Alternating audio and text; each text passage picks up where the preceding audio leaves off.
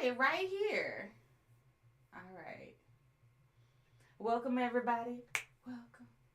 We going and we live. Let's see. We are live in the building. Have to go live for myself.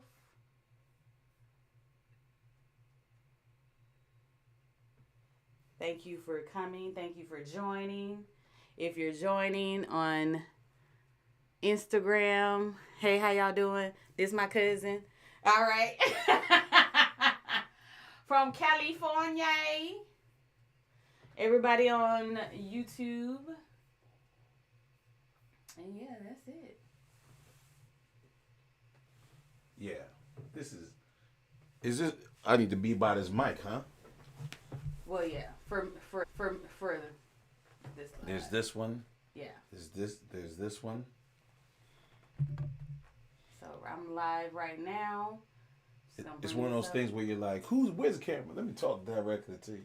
Let me say something to you right quick. What I want to tell you is, let me turn this on too. This is just for my backup for. Oh, there's a few people. Let me see. Oh, what's up? Oh, Danielle's on there. Peace. Oh, Mom joined. Your mom's on there. Hey, Mom. Hit her with it. Don't block her. Mess it up. Don't block her. All right. Don't block her. All right. All right. So, I'm still in Alabama. Still out here. Hello, everyone. Still doing it. All right.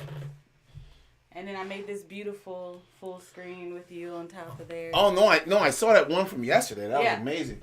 For all of you yesterday that tried to tune in. Sorry. There was an electrical thunderstorm, so we decided to not film yesterday so we could survive. He's from Monterey, right? I'm saying that right. Monterey. Yes, Monterey. Monterey, Central California. If you're inside of Monterey, Uptown Monterey. Uptown with it. Uptown with it. Get down with it. Because I think of my little town as like boroughs. Like there's like Pacific Grove, and then there's Monterey, and then there's like and then there's Seaside, Sand City. So it's like Monterey, and then the little like towns around it. Okay. But it's like boroughs. Oh, sound like New York. Yeah. So I call PG. Pacific Grove. That's way uptown. That's where I play golf and stuff. It's way uptown. And then where I live is uptown. It's like where the aquarium and stuff is, stuff like that. And then there's downtown. And then there's Seaside, which is like crosstown. And then there's like Marina. That's kind of out of town. So that's the way I kind of. Okay. So like when I'm like in Pacific Grove, I'm like, nah, I'm just going to take it uptown. We're already way uptown. I'm just going to slide down a little bit. Now, here's my question. What made you go to California? Because originally, you're from Massachusetts. Correct. By way of Tuskegee, Alabama. By way of. Because your mom. True. It's like, yeah. So my mom moved from Tuskegee to Springfield, Mass. Right. And then had me and my sister. And then from there, we went. From there, I went in the Army when I was when I graduated high school. High school, yeah. In Massachusetts, I went in the Army. Right. So 11 years in the Army. And then my very last duty station was Defense Language Institute right in Monterey. Okay. And I wasn't taking a language, but I was running the clinic, the medical clinic. And it was, even when I came off the plane for the first time, it was the prettiest place I'd ever seen. And I'd been so many places, all over Europe, everything. But it was the prettiest place I'd ever seen. And I was getting out of the military. And, you know, when you're getting out, they're like, okay, we'll pay for you to get back to your place of origin. But I was Springfield. I really didn't have, like, my pops and my grandma had passed away on that side. My mom was here. My sister's in Maryland. So I didn't really have any, like, connection there. And then I remember trying to figure it out and going to bed, and I could hear the ocean and hear the seagulls, and I could hear the sea lions barking, and I was like, nah, here, here. And that was '08. Wow. Yep. Okay. That's when I first moved to Florida in so, 08. Yeah, so that was '08. And I love it. I still love it. I've fallen deeper and deeper in love with it. I love California though. Yeah, and it's just beautiful. I live in this place. Big Sur, which is gorgeous, is right by us. Pebble Beach is right there. Like, we have not only the landscape, but just the events, and like there's a Pebble Beach Food and Wine that happens. So I would love to do a food and wine. Yeah, yes. Beautiful, like Epicurean center. So it's just all these wonderful things. And I always tell my wife, well, my fiance, her friends your get future mad. wife. I know her friends get mad when I'm like wife. They're like, wife. Your fiance. But I tell my wife Nicole all the time that for us to move somewhere, we have to find somewhere prettier. Yeah. And that's, I don't know if that's, it's a tall order. So I think for me, the way that I've started to think now is, I think I'm just gonna keep it bi-coastal. Yeah. And I'll always have Monterey, and then of course I have Tuskegee. Like this is the Tuskegee. A lot of people don't realize it, but no one knows it. But no one knows it. But Tuskegee is about to be an epicenter of Black style and fashion. They just don't know it. Yeah. It's coming though. Because you're going to school right now for fashion. Yep. So. Well, explain what because you just graduated, last year? Yeah, I graduated my associates last year. Okay. And then I'm working on my bachelor's right now at the Academy of Art University up in San Francisco. Oh, you're in San Francisco. Okay. So I'm taking that now.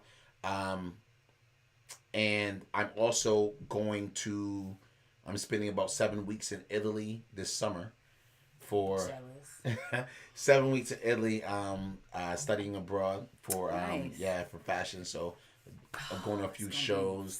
So lovely. Yeah, I'm spending 4 days in Venice, 4 days in Milan. So it's gonna be beautiful.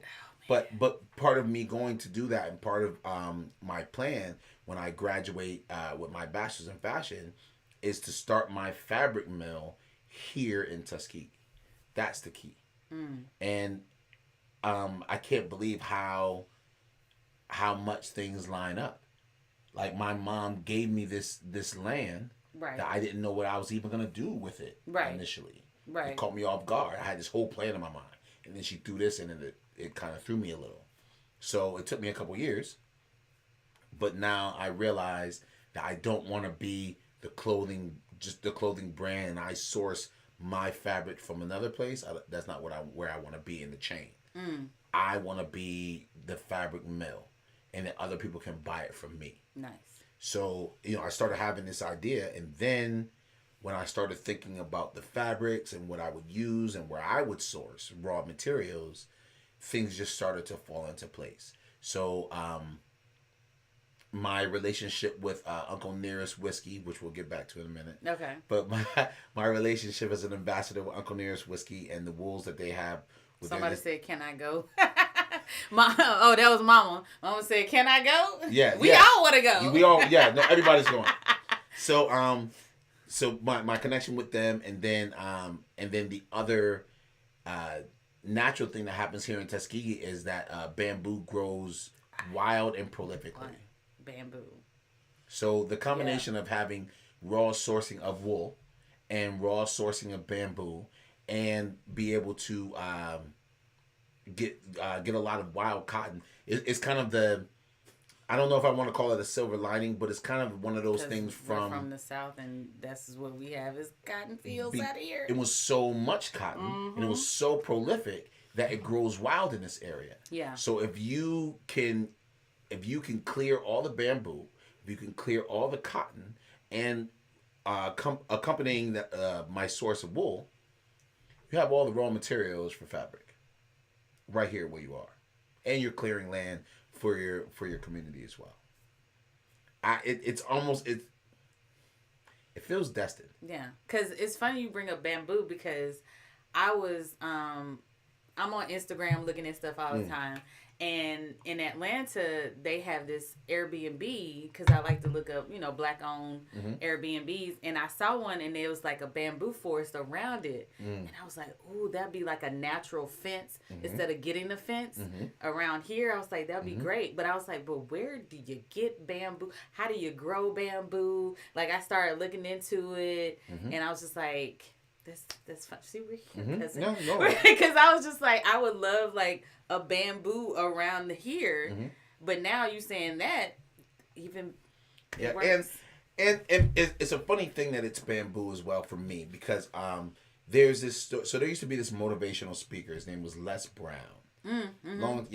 Older motivational speaker, and he used to have this thing that he would talk about, this be a bamboo tree, he used to say. And the reason why I would say that is the way that bamboo grows is 75% of its life happens underground. That's like if you were to plant bamboo and you went out there every day and just watered it every day, you'll be like, man, is anything happening? It takes forever. But when it breaks ground, it grows tremendously and it grows fast. So to be bamboo is to do everything under the surface initially. Get your infrastructure, get everything that you need, get your SOPs and the way you're going to do things together initially underground.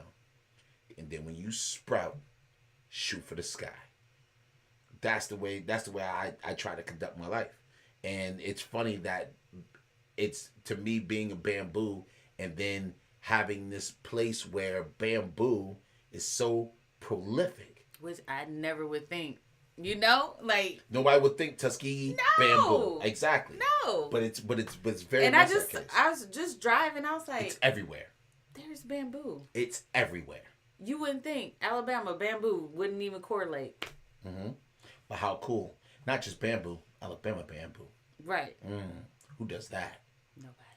Tuskegee bamboo. Who does that? You will. I do that. Okay. You will. Cheers to that. Haberdasher forever. I love it. Forever. It's... I didn't even introduce... Okay, so I'm Ricky. Hello, everybody on Instagram. When you do it with family. This is what happens. Everybody on YouTube as well. I'm Ricky. Ricky Edits Life. I do photography. I do video editor. This is my cousin. He does everything. He's the master of none. Yeah. And I feel jack of all trades. I think that's what, because I feel the same way, because it's just like when I was in school, and my teacher asked me this when I came back here to go to school for film and TV. I started off in radio and TV broadcasting, and my teacher was like, "Which one you want to do? Pick which one." And I was like, "Can I do both?" I don't want to pick one because I like both sides. I always loved, me and my stepsister when I was younger in Texas, we had our own radio show. We used to take the tape, put it in there, record on this side, then stop it before the announcer come on. So I had my own radio show. But then I love, we was talking last night, the behind the scenes of how films are made. So I was like, I can't pick a lane. I love both. Arsenal of knowledge. Yeah. Arsenal of knowledge. Sometimes you need the handgun. Sometimes you need the bazooka. Arsenal of knowledge. So I love doing both. Yeah, be everything. Yeah. Everything. And then everybody's like, well, you got to pick one. I was like, but I like all of that comes together. Even like you talking about the fashion mill, my grandmother, when I lived in Montgomery, she worked at a factory. She was sewing. Like a lot of my clothes growing up was sold. And I was like, I used to make my Barbie dolls clothes when I was younger. So I was into also fashion as well. But then I got off of it because I was like, oh, I can't make a career in doing that. I mean, now it's different. But, yeah. Yeah, no, the catchphrase that the kids use now is multi-hyphenate. Yeah. That's the catchphrase the kids use now. But but really all it means is you just can't be pigeonholed. You just can't be defined in that way. I love being that way myself. When people are like, "What do you do? What do you need? Tell me what you need." That's what I do. Yeah. Like what? Like watch. Even I remember there was times when I didn't think I was a singer. I've been on stage singing many a day now. I didn't think I could be a politician. Now I will say I haven't been a winning politician. I'll be honest, but Hey, it takes time. It takes time. Growing. But I know I can Hey, be a politician. Felicia. Felicia on this thing, big sis. How you do the wave? Hold up. Bam! I hit her with the wave. Yes. Hit my big sis with the wave.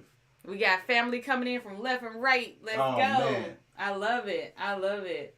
We just sit here talking, conversating. Out here podcasting. Love it. Yeah, this reminds me of my favorite. I have my favorite podcast is, I don't know if you know Ian Dunlap, the Master Investor. Mm-mm. Yeah, he's fantastic. He's just financial literacy is just his, and that's his one thing I want to work on too is finance and learning, because people will say, oh, it's a lot of grants out here for especially women businesses and stuff like that. I'm like, but people want you to pay for it. I'm like, what? Everybody pigeonholed on stuff. I'm like, I need help. I want to grow. I want to find out about these grants and all this other stuff so I can grow my own business to help grow the community, because that's what I want to do. My main thing that I eventually want to do is to have a mobile studio. Mm-hmm. That if somebody, like, even if somebody here in Tuskegee, like, well, I need headshots, or I need to do a commercial and stuff, or I just need to just talk on screen for Instagram. I want to be able to, like, okay, I'll drive out to you. Let's make this thing on this. So, yeah. The community needs you and I the same way that you and I need the community. It just has to be, it just has to be symbiotic. And sometimes that's not the easiest thing to figure out. Yeah. So, you just have to stay motivated and just be determined to make it happen. I mean, I was just thinking in my mind just now, like, it's, like, I think sometimes people forget about, it's not just life. It's not just liberty. It's the pursuit of happiness and what that means to you. And it's not just life, liberty, and happiness. It's the pursuit. Yeah. And I think not enough people are in pursuit. That's the key. Like, even when you watch like a police show or a cop show, man, they haven't caught the criminal yet, but they are in pursuit. Right. Catching him is inevitable. They are in pursuit. And I think that people don't look at their happiness in that way. Be in pursuit. Be looking to go get it. There's 1,000 things that could go wrong. There's 1,000 obstacles that could pop up. Yeah, but it's life. This is what we came to do. Like, everybody gets their time in life, or their time on the stage that we call life. You get a certain time, and then you're gone. Give them the performance, man. Leave with a standing O. Like, come do it. And because I was just reading about I'm deep into art, fashion, right, or fashion history right now. Okay. And I'm at a part in history where they just started making sleeves, and everybody's losing their minds. Right? Like, sleeves. Oh my God. Like, people are and they had seen sleeves before, and you can tie it up, but it's a set in sleeve. People are losing it. They're like, what is this? Now, what time period was this? So this is like right before Marie Antoinette, around that time. Oh, okay. So like this is like late 1500s. Okay. And wow, sleeves 1500s. 1500s, and the set in sleeve is like taking the world by storm, and it's so funny. Just like so many other things, it came from military initially. And then like knights and stuff with their armor, they would wear it. Right. And then you retire, or you stop being a knight. But just like military, just like me, you have these pieces that you like, so you still wear them. Right. I still wear this jacket. I still wear my army hat. So these guys are still wearing their stuff after they stop being, soldiers and knights. Right, because it's free clothes. Right, so they're just wearing it. And then somebody sees that, and they're like, oh, wow, that's super cool. Maybe I could take that and evolve it into something else. And that's kind of where that sleeve came from. That's so crazy. Yeah. It's two things that are kind of happening where I am in fashion. That's so interesting in history. One is the satin sleeve, and two is the chemise dress. It's like it's almost like a slip dress. It's like real, like it's usually white, almost translucent. Usually, yeah. It was like Marie Antoinette when she wore it. It was like a scandal because they were like, "Why are you trying to your body?" Not only showing your body, but then it was such an inexpensive thing. It was almost like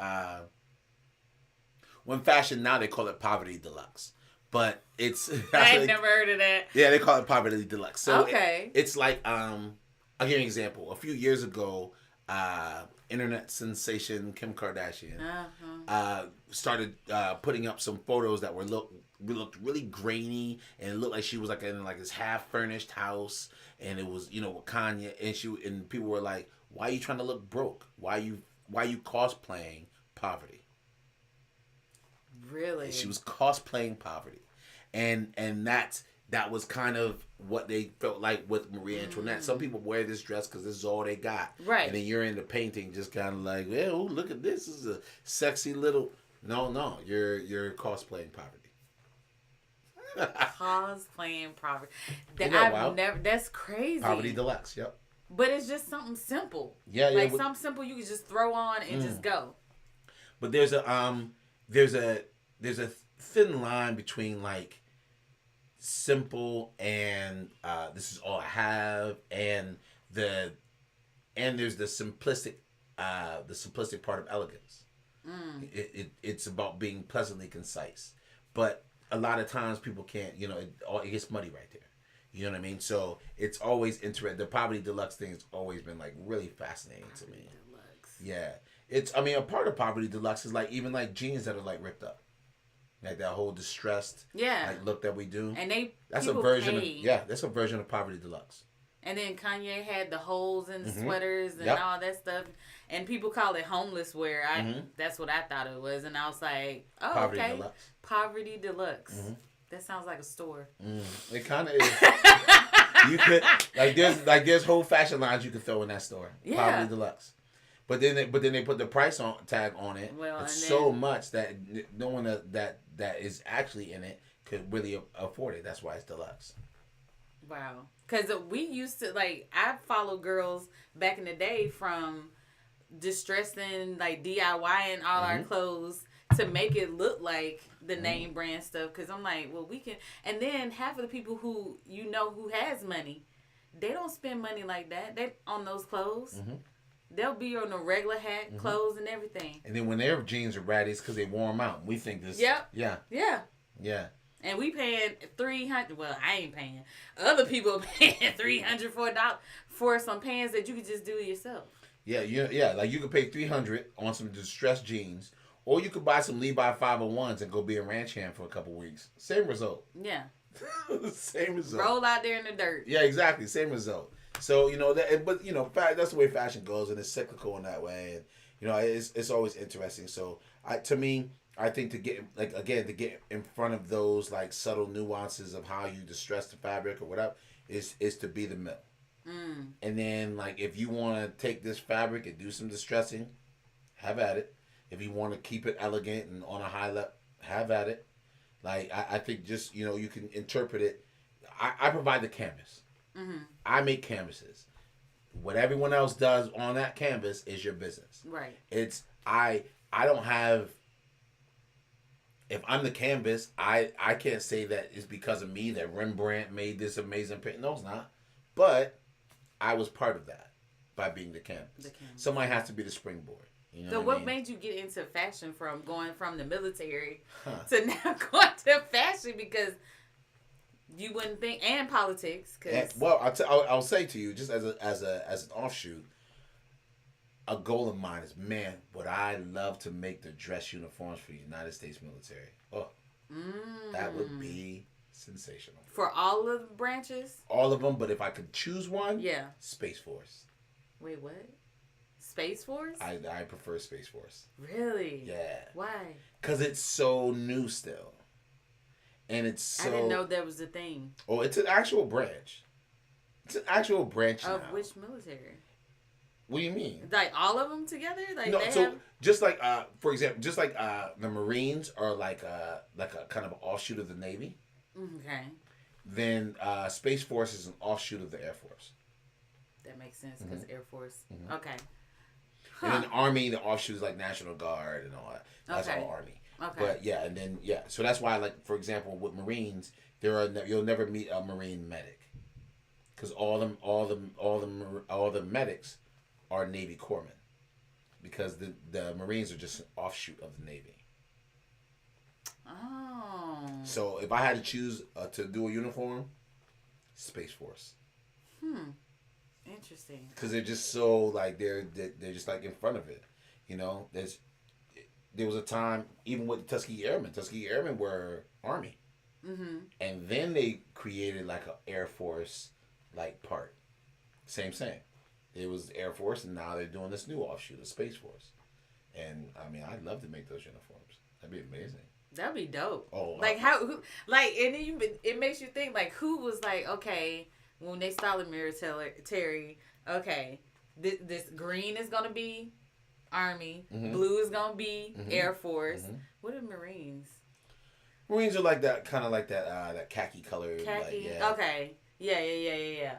So like, just going through just even the outfits alone, like the pockets, the jackets, because now I mean it was a time where military fashion was in fashion, you know, and I was like, well, I'm wearing it because I'm in Army ROTC, you know, and I love my fatigues and my boots and stuff. How many times have you seen camouflage on a runway? Yeah. I mean, look at all the time. Pharrell's line that he just did with Louis Vuitton. It's all he used the Dahmer digital, but it was all digital camo. All of that's from military, man. Yeah. So you know, and even with this whole this thing with the sleeves and all of that, it was military. And then so fashion is just cyclical in that way. The same thing they were doing in the 1500s is the same thing we're doing now. It's just so easy for people to forget, or it's easy for people to not put together the pieces. Right. You had to have like a good vantage point, and I've been lucky and fortunate enough to have this unique vantage point. Nice. Now on to politics. Since you're going into now, what made you get into politics? I'm a firm believer in being the change that you seek, and I felt like I wanted to affect positive change in my community, and at the time, the avenue that I saw as the best avenue for that was to get into local politics and try and make differences and changes at the level where I felt the rubber meets the road. On local level, local politics, like really making a difference. And I used to jokingly say, like now I say, yeah, I'm a politician, but jokingly I used to say, I'm not a politician, which is why I'm perfect. Gotcha. Because I don't get involved in all the politics of it, which is why it's great. So, but now I realize you're a politician either way. But that's really what it was, to affect change in my community, is why I started doing it. And then now I do that through my nonprofit. So I'm not as worried about it. But I mean, politics, you know, we're all in politics whether we realize it or not. Are we? Always. Because we're trying to promote ourselves? Yeah, and you're always trying to navigate this like social hierarchy of where you are and how things work, and if I do this and how does this work, and so we're all doing our own version of politics and how you know we interact socially. It's all a version of politics, you know. So I just was determined to affect change. So I was like, politics is the way, and now I feel like the nonprofit sector is a better avenue. But I don't know if I would have seen that had I not gone the political route initially. And I have enough political friends now that the things that I say still hold sway. So so it works out. Building relationships, that's really what it's about, yeah. Yeah, like what's better? Is it better to be the politician, or is it better to be the person that the politicians listen to? It's the same thing when I go back to the fabric mill. Do I want to be the fashion house that sources the fabric, or do I want to be the fabric mill? I want to be up one level, you know, not so much. Just like with with anything. I just want to be upper level. Right. Yeah, that's all. But you getting there slowly. There's people out there. Hey, you guys still listening to these ramblings? Yeah. Hope so. I hope so too. Let's see if I can. Let me see if I can find. Oh, I don't want to get off this camera here. I'm on this one. That's okay. All right, and then there's this one. Oh, my friend Nicola got on here. Oh, that's so great. Oh, there's Vernon. So my buddy Vernon's on here. Vernon is a very accomplished fencer. Oh. Yeah, and he's I not only does he fence. That movie about the black guy. Oh yeah, he plays violin and stuff. Yeah. But, yeah, he fenced too. Yeah. Is it Chevalier? Yeah. Is that something like that? Yeah. But Vernon, who I like to call my fashion brother. Vernon. Your fashion Well, brother. Vernon, you should meet Vernon's so super cool. He got one of those mustaches with the curls on the side. Oh, yeah. So he has one of those mustaches, which is super cool, right? Hi, Vernon. Yeah, Vernon's out there right now. He's super cool, right? And then, accomplished fencer in his own right. And then also he does, he judges fencing competitions. Nice. Yeah, and then he's just as a side note, he just consumes information. He does he teaches, so he finds himself in academia from time to time. But just amazing. So yeah, Vernon and I hang out with Vernon all the time. So oh man, my man Rasan is on here. Rasan just opened a hospital in Texas. Oh. My God. And he's on the board of directors of my nonprofit, Juneteenth Coalition. Oh, let's go. Yeah. Shout out to my guy. Fresh out. You already know, baby. I love it. Well, it's hey, great. everybody. Yeah, no, this is great, man. Good to see you, Rasan. Yeah, look at him. Love you guys. My guy. Yeah, so, but it reminds me even right now, with people like Rasan, with people like Vernon, I've been lucky enough to be around these people that are just magnificent. Rasan's super smart young Harvard brother. He's dope. And used to do some stuff for Google, but now he's in the sector of healthcare and trying to build this hospital, and it's just glorious it's glorious to see in general, even if it was just some person. It's just cool to see. Mm-hmm. But it also was someone that I know, someone I appreciate, someone I can talk to about it. What makes you do this? Why were you thinking this? It's just beautiful, and we all motivate each other. So I think it's okay to be a product of your environment if you have a magnificent environment.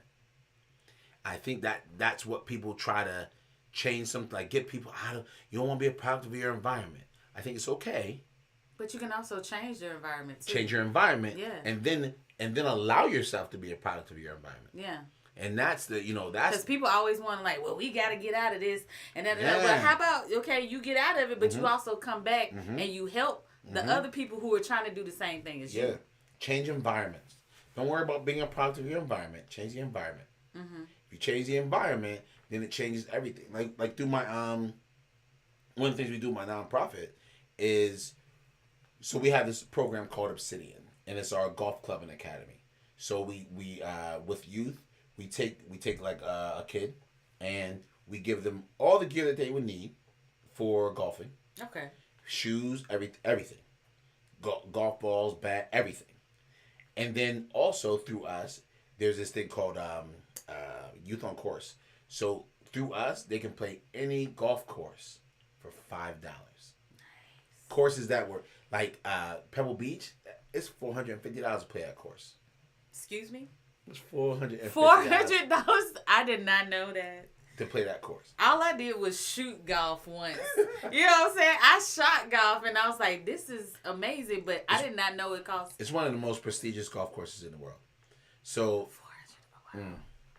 And it might have gone up. You guys have to fix it. Let me match it. Oh shit. Oh Lord. Oh, all right, okay. Everybody. Everything's fine. Everything is fine. Everything is awesome. It's all right. It's called live TV. Yes. But so those places, those prestigious kind of places that people play, if this person can be there for $5, then they're in a better environment. So then it can be a product of their environment. What we also do through Rasan is Rasan has this thing called SOS, and SOS is in a nutshell, it's students of success. So that's where they get academic tutoring. So one of our Obsidian kids gets academic tutoring. You can play any golf course for $5. We give you all the equipment that you need. All you got to do is just go play. Just be a part of your environment. Do better in school. That's all. And then volunteer for like Juneteenth things. That's it. Better environment. You know what I mean? Like and it's tricky to do all on your own, but I don't have to learn how to set up academic tutoring. Son already did. I don't have to figure out how to fence. Like my man Vernon already got that. You know what I mean? Like I don't have to. It's a team effort. Yeah. You know, like and you gotta have a good team. Yeah. It takes a village, as they say. Yeah, exactly. Yeah.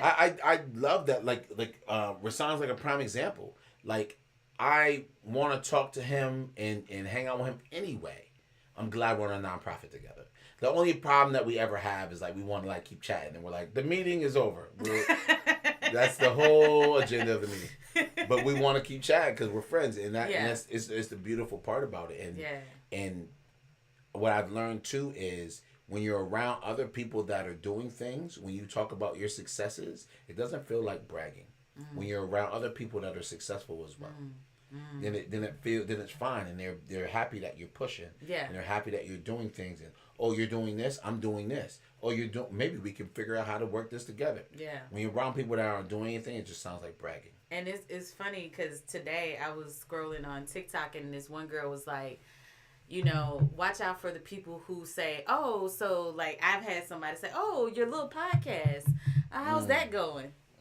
You know, and I was like, why is it a little podcast? Why is it a little podcast? And I never thought about like how much words mean things.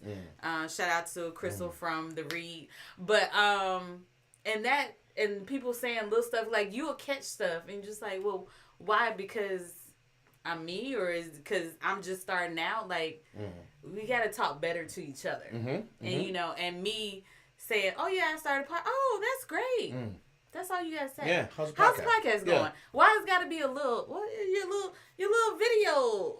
What are you doing with that? But it's because, and you know, that person that's probably saying it, unfortunately, in that moment, is speaking from a trauma place. I would venture to guess. That's what has been done to them. That's what you do when I have some friends that I have a friend jokingly. She says this to me all the time. She's like, I gotta say stuff to you because if I don't, then your head will just blow right up. Right? And she says it all the time, and I'm like, first of all, you're not gonna stop the inflation. That's not. It's gonna blow up. It's happening, so you're not gonna stop that. You know, but you've always been this way. Yeah, exactly. The ideas evolve, but I mean, I've been who I've been the whole time. Yeah, nothing's changed. He's still the same. Yeah, the ideas just evolve, but. You know, it's just, I've got a bigger beard now. Yeah. That's about it. And a weak chin. Yeah, exactly. I have to, some people don't like my chin. It's a long story. We ain't going to talk about it. Yeah, but I think that's what it is, man. It's just having that unity of effort, having that teamwork, having, you know, this jersey that I have on, that I have, if Nicola's still out there, shout out to Nicola and young Prince Connor. So Connor is Nicola's son. He's also my godson. Oh, and nice. it was his birthday coming out, I think 2 years ago, and we have these matching jerseys because I explained to him what Renaissance was, and then every time his mom was trying to tell him to do something, he'd be like, "But mom, the Renaissance," and I'd be like, "No, you can't. Doesn't work like that, sir." And now Beyonce done took over Renaissance. Yeah, completely, which I love. So we were always talking about. So when it was his birthday, I got 2 custom jerseys made. Nice. And so there's only 2 of these. And for mine, his said he was 14 at the time. So his says Connor, or I think it says Prince Connor, and then 14. Nice. And then mine says Renaissance 1. Because that's what I'm trying to be. Yeah. I'm trying to be the Renaissance 1. The Renaissance man. Yeah. Renaissance 1. Yes. So, you know, somebody's gotta carry the flag, man. Yeah. Somebody's gotta lead the charge, man. You know, somebody. You don't have to be the most powerful. You don't have to be. Somebody's gotta lead. I mean, you got it. Yeah, and to me, that's the military part. I can't help it. Like Mm-hmm. I spent my entire 20s in the military, so it's the only way I know how to be. Mm-hmm. Is if we all need to go this way and nobody's making a move, it's got to be me then. I can't. It's got to be me. I got it. If no one's raising their hand, then I'm duty bound. I don't know another way to live. It's crazy. I don't know another way to live. It's crazy. Like I just like when especially when it's clear that this needs to be done and somebody needs to go and do X. When I know that it's like that and no one's stepping up, I'm duty bound to make it happen. And I don't even have to pull it off perfectly. Sometimes I just need to do it so people know that it's possible to be done. And then maybe somebody behind me can come and do it better. Yeah. Come do. Yeah, great. But somebody's got to shoot at it. I love it. Yeah, and and I think that's who I am. I'm a shooter. Pew pew. I'm a shooter. Yeah.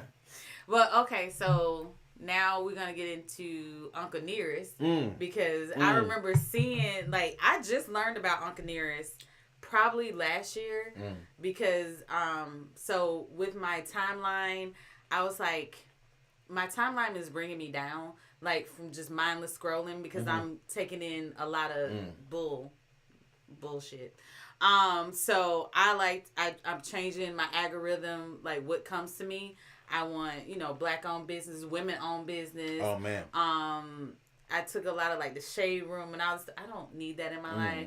I just want positivity, good things, nonprofits, people who are building, video editors. I started watching a lot of photographers, so that's I'm streaming into and then now it's business. I want to start my own business and do that. So how did you find Uncle Nearest? Because again, last year just found out about it because this you heard about Fawn Weaver and all of that. Fawn is the lady that runs it. No. So I haven't taken a deep dive, but I've seen people I want to start my own bartending business with black owned. Oh, and then Uncle Nearest comes up in that conversation. Uncle Nearest came up in that conversation. I was like, oh, I didn't know about this. And then I start seeing, because once you hear it or see it, then it starts popping up everywhere. And I'm like, okay. So, all right. So we'll talk about Uncle Nearest first. Okay. And then we'll get to how I got involved. Okay. We'll get there. So in the 1800s, there's a preacher. His name is Dan Call. He's in Tennessee, and he's preaching on the weekends, making whiskey during the week. Hello. Right?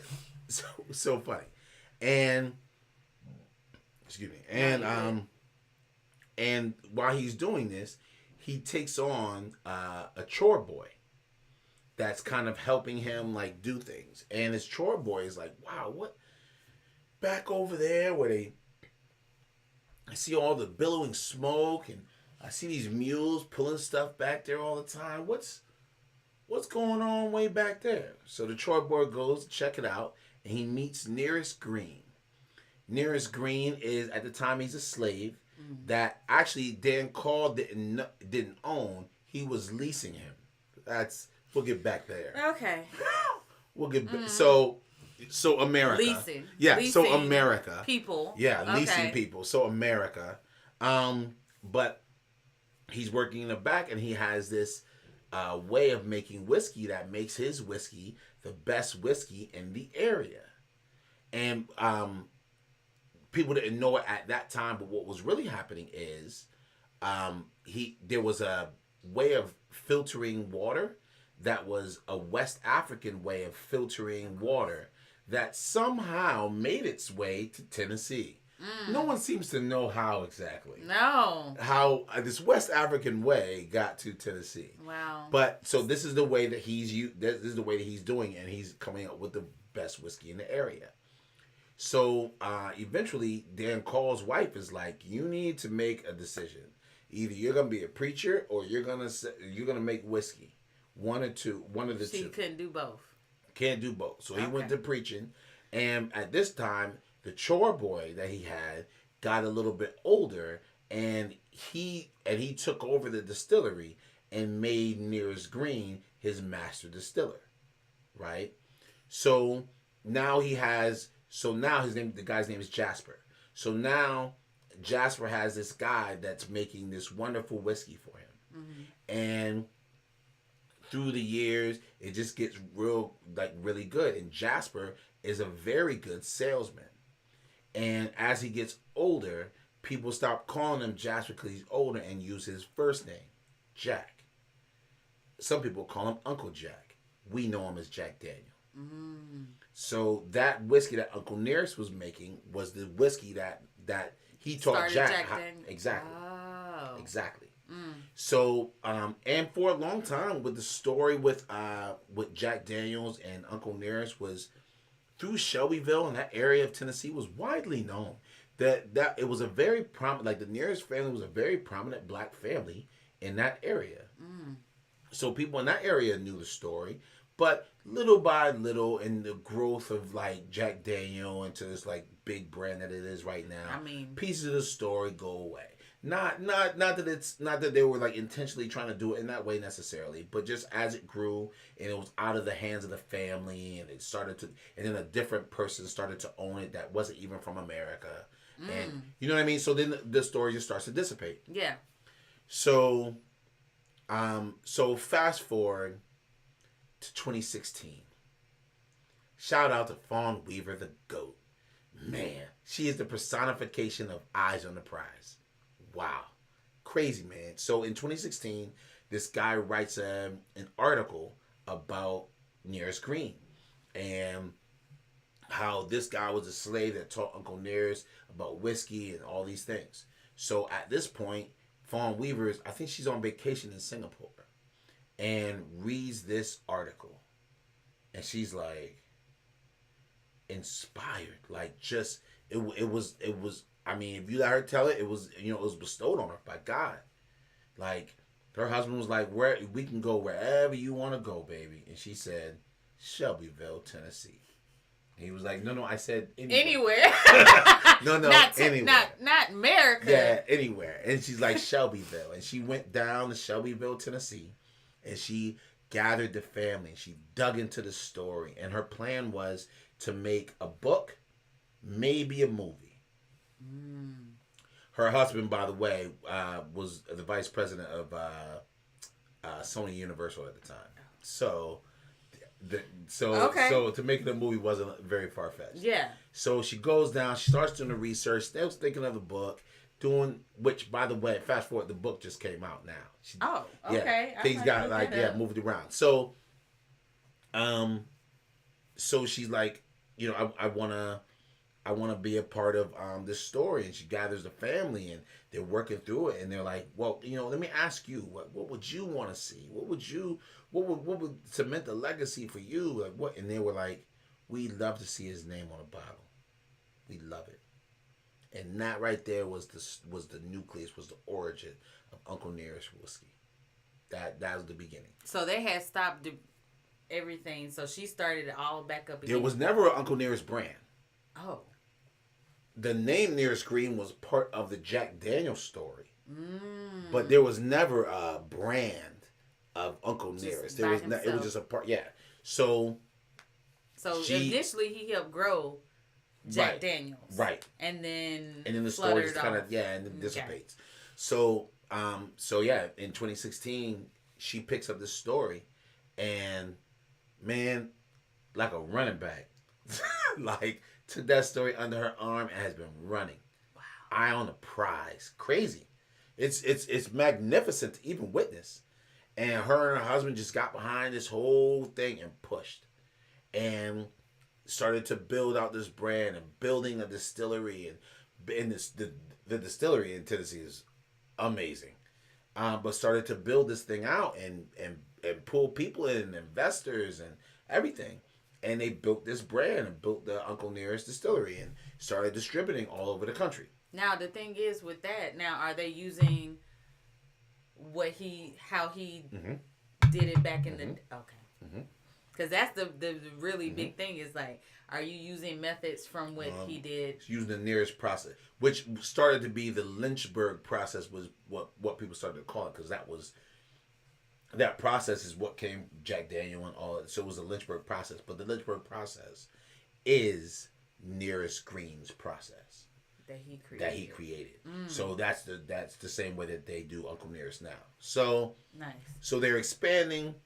This is from 2016, 2017. They bring people in, like they're just expanding. So fast forward to 2023, December 2023. Just a couple of months ago. December 2023.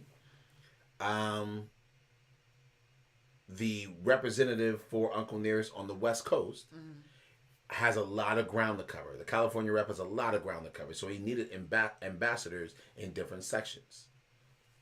And so he figured, let me ask one of my accounts who they would think of that would be a great ambassador for Uncle Nearest. So that's where he's looking. I had discovered Uncle Nearest, and I was going to this place called Pearl Hour that's very near to my house. Shout out to Katie that owns Pearl Hour. That's very close. I feel like I'm like leaning too far. Okay. It's very close to my house, and I always would go there and have Uncle Nearest. When she went to the distillery, she came back, brought me a vest, like, you know, it's my homie. So now he's looking for ambassadors. He's gonna ask some accounts. So he calls Katie at Pearl Hour. Hey, I'm looking for an ambassador. Do you think you could put it together like a list of possible names? Yeah. She said, I don't need a list. Just one. Nice. Maddox is the man to do it.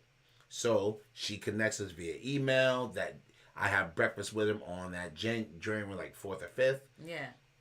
By 3 weeks later, I'm in Tennessee doing a tour of the facility. I'm jazzed. I'm way into it. And then I come back, one of their brand ambassadors for Uncle Nearest.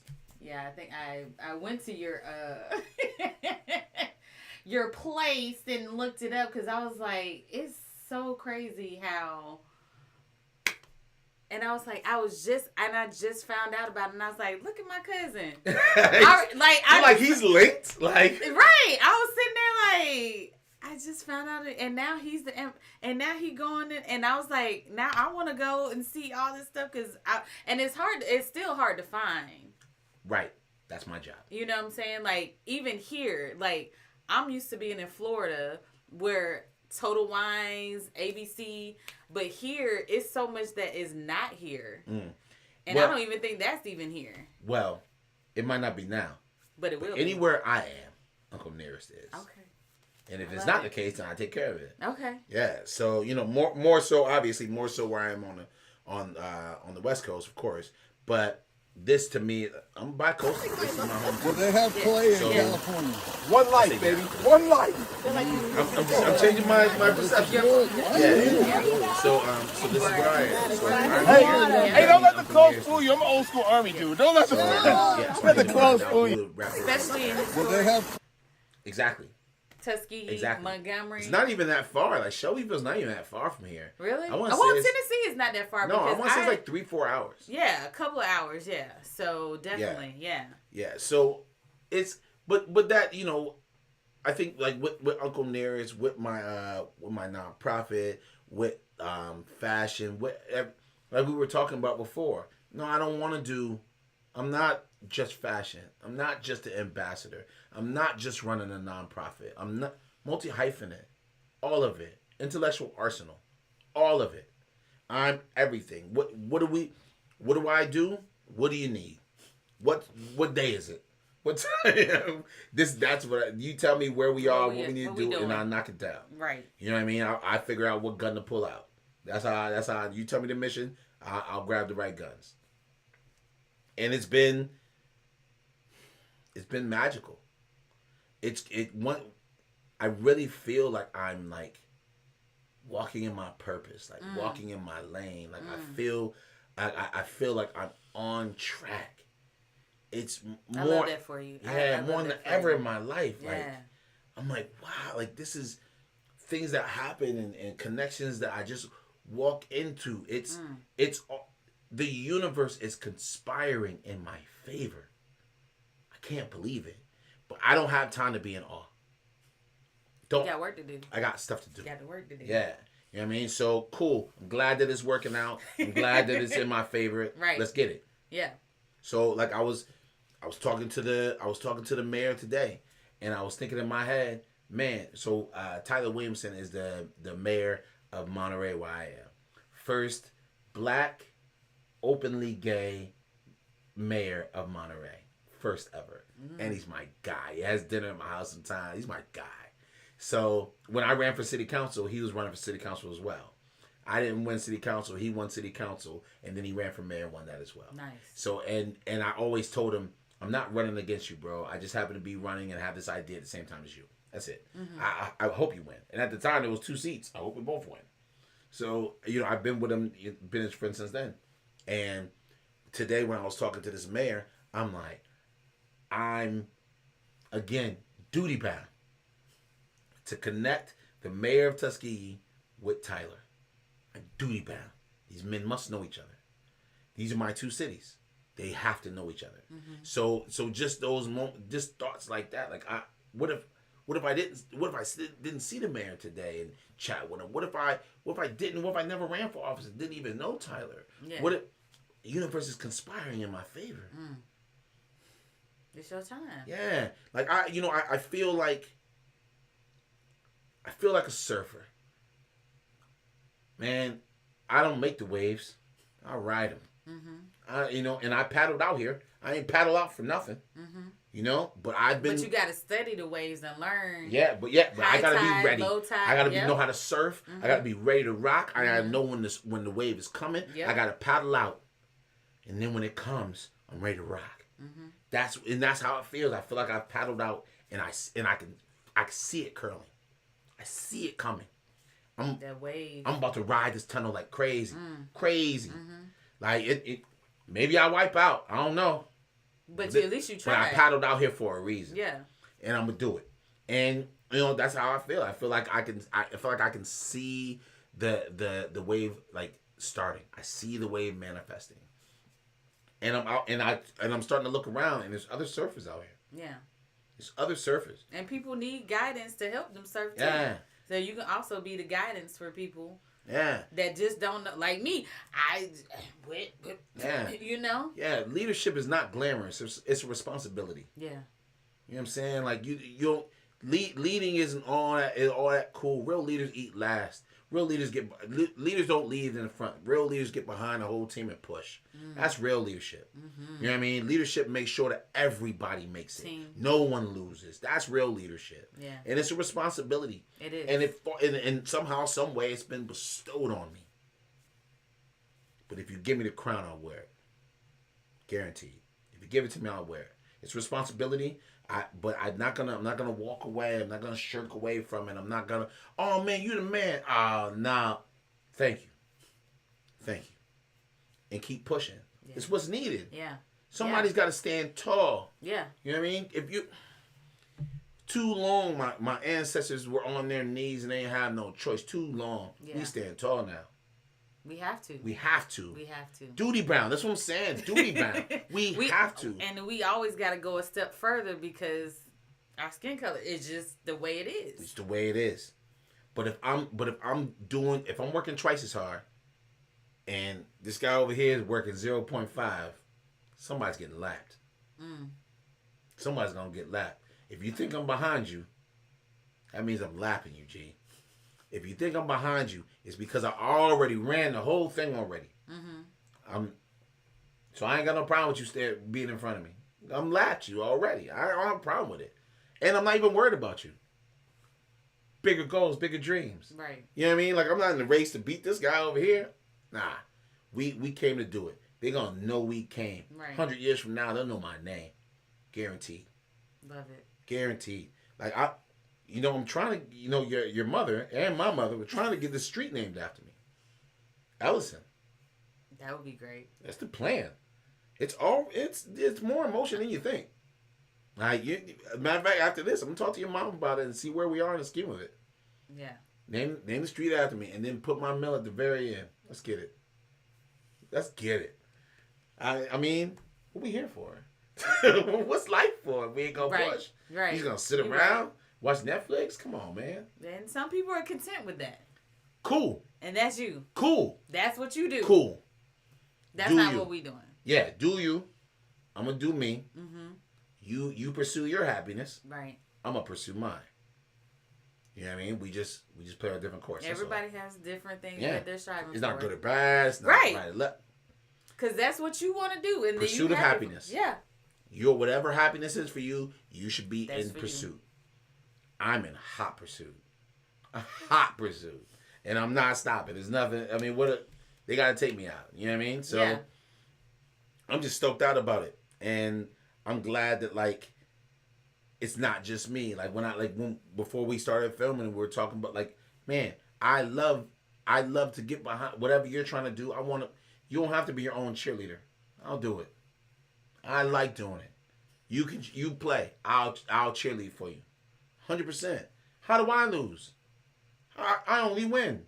Who you think gonna be at when you do a screenplay? Who you think gonna see it? Me for sure. You know what I mean? Yeah. Like I win too. If you're doing things in the city and theater and brings more people in to the city that I'm trying to do something into. Right. So it's in my best interest to motivate you, even from a selfish standpoint. It's in my best interest to assist you, even if I'm being selfish. Right. It's just selfish on a bigger level. Yeah. You know what I mean? Like I'm selfish on a municipal level. I want to be Monterey selfish. I want to be Tuskegee selfish on a municipal level. Not just, I just want my little, because that ain't how it works. You can still call it being selfish, but it's the smarter thing to do. Right. So, we're just babbling. Yeah. Hey, is anybody still out there? Let me see. There's a couple people. There's people out there. Look at the Vernon team game. I love it. Oh man, my guys. Is there a fresh cut? Yeah, you know it. Oh, that he was talking about the movie. Yeah. Yep. I gotta watch that movie. Yeah. See, somebody, you're so funny. Like my guys, like on here. I love it. It's so great. Man. It's all about support too. Yeah, no doubt. It's all about good support. What time is it? Because I know we. Yeah, we were supposed to start. We started late. Well, we started a day late actually. Yeah. Because of the electricity, and we didn't want to die. And then crazy, right? We didn't want to die. We didn't want to die. And then we started a little late today, but we got a chance to get it done. We got a chance to get it done. We got a chance. Where's the camp? We got a chance to get it done. We got a chance to get it done. We're on. Where's the one over here? We got a chance to get it done. There we go. Yeah. No so, doubt. Okay, so I'm going to give you this because I know you want to get into fashion. Mm-hmm. And this is a question, being from my film background. Mm-hmm. What show have you watched that you like the wardrobe? Suits. Okay, you was right on. And I've never watched that show. Suits. That's on my list. Now, why Suits? Now, is that just TV or film? Or that's just any film? I always love the way Wes Anderson does it. I always love like the coloring and everything. And I love his. I always love what Wes Anderson does. I always love things like Star Wars and things like that because it's world building. So where it can clothing, be anything. Yeah, because you're making up this whole world. That's one thing. So I always love that, but on like a very subtle sort of way. I love Suits because it's the menswear and tailoring is kind of like how I got in the game. So I always have like this soft spot for it, and so that's one. Two, and I know how subtle it can be between like someone else might see two identical. They think they're looking at two identical suits, but I know the difference in the little. The difference with a guy that has a jacket on has a peak lapel versus one that's a notch lapel versus if it's a tuxedo versus if it's a suit versus but they're all kind of the same clothing. It's just these subtle things that make it different. And to me, those subtleties are what makes Suits so interesting to me. How bright is the tie? Is he wearing a 2-piece suit, 3-piece suit? Is he in a tux? Is he in what kind? And the main guy, who in the story, he's a great attorney, makes like $1,000 an hour, like, you know what I mean? Okay. $1,000 an hour, right? Nice. So, but in the show, he exclusively wears Tom Ford, and Tom Ford, so, which is like it's very like layered for me. Why I love it. Tom Ford, what has been an inspiration to me the whole time. Like, he just, I don't know if you know, Tom Ford just sold his company. So I didn't learn about Tom Ford until Jay-Z made a song called Tom Ford. Oh. So Tom Ford. So I was like, what is this Tom Ford? And I'm like, oh. So Tom Ford was the creative director for Gucci for a decade. Didn't know that. And then he kind of had Yves Saint Laurent, and then he kind of had a falling out with Gucci and stuff like that. So then, and then he went away, and then we were all like, "What? Tom Ford just gone? No way, no way!" Right after he was starting to do like Tom Ford for Gucci, Tom Ford for Yves Saint Laurent, Tom Ford right then, and then all of a sudden he disappeared, and we were like, "What?"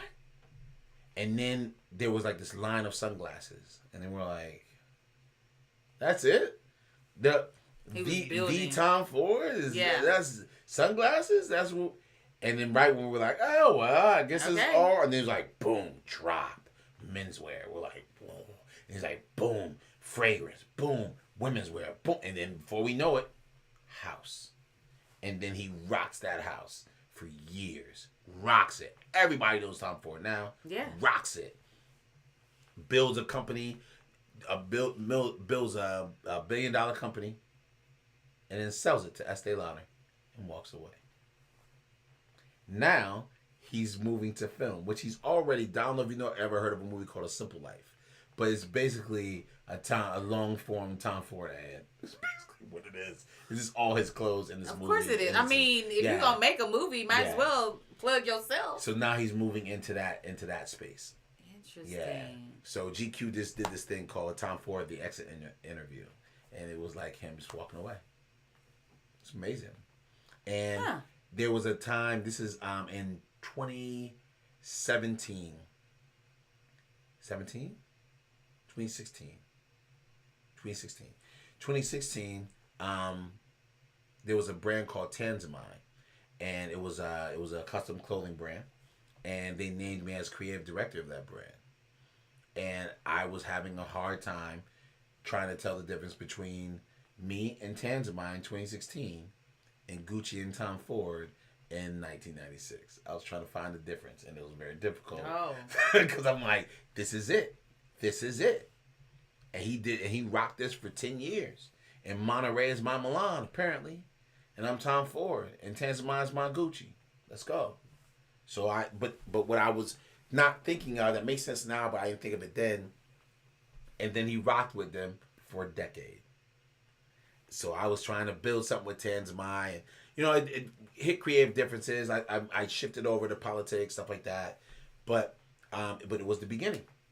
And I saw these cool parallels. And how Tom Ford's from Texas. Tom Ford's from a little town in Texas. Now Tom Ford is like clothing god now. Mm-hmm. Like everywhere, the epitome of things is Tom Ford. From a little town in Texas. Billy Reed is the same thing. Yeah, now that would make sense why Jay-Z was like, oh, Tom Ford. I mean, his wife's from Texas. Mm-hmm. Let's bring in all the Texas folks. Mm-hmm. I love it. Yeah, I love it. So it's the background little nuances that I love, and then to see all that manifested in a show like Suits, which I don't know why I even love. It's like almost like a guilty pleasure show for me. Like, I don't know why I love it so much. There's not this much drama in nobody's law office. Get out of here. But well, no, but you say that, but on Instagram I follow like Black Girl Meets Black Girl Media, and that was one of the shows that they were talking about, because they were talking about the black woman, not Meghan Markle, but the other black. Oh, now I can't think of her name. The black woman. She's tall. Married to Lawrence Fishburne.